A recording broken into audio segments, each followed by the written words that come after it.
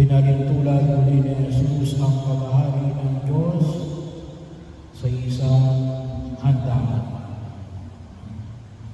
Well, hindi naman ang hulugan na hindi na importante yung mga dahilan ng mga inaaniyahan.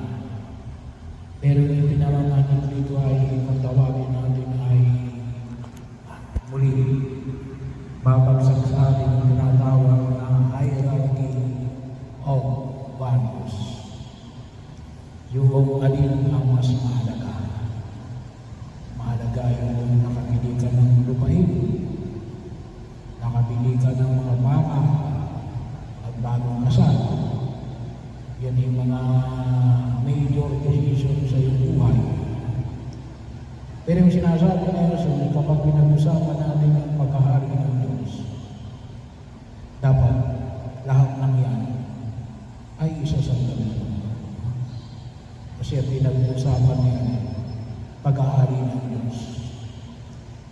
Yung prioritization of values and prioritization of pagkilos.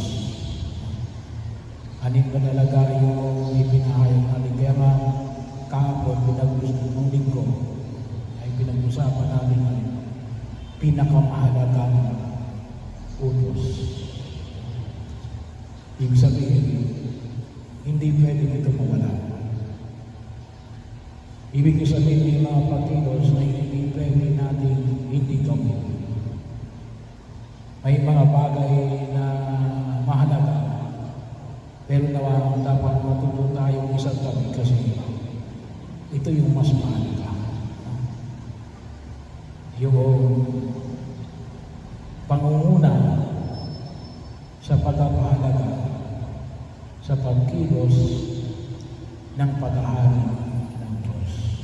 At napakahalaga ko yung ngayon kasi ang tao, kung minsan hindi nakikita yung tinatawag natin hierarchy of values.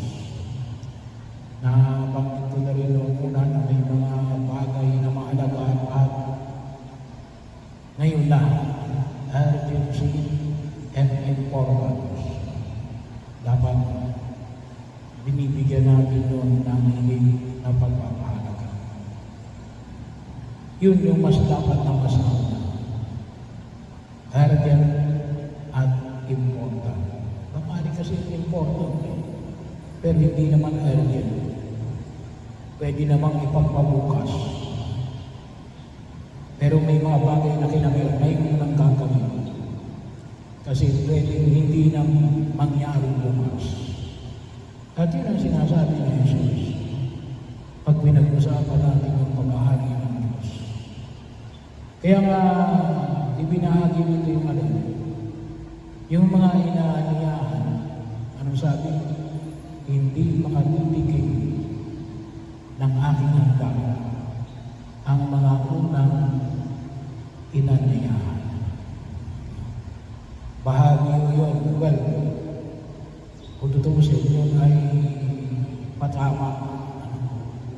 Patama yun sa mga Israelita. At bahagi nila na kung saan ay patama rin yung sa atin.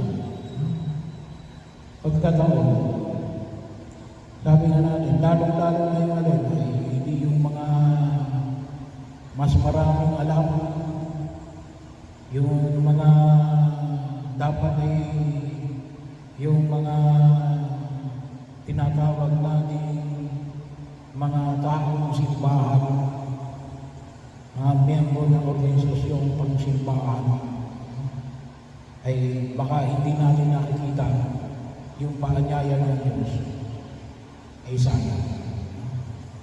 Sayang ay yung karangalan na dapat nasa atin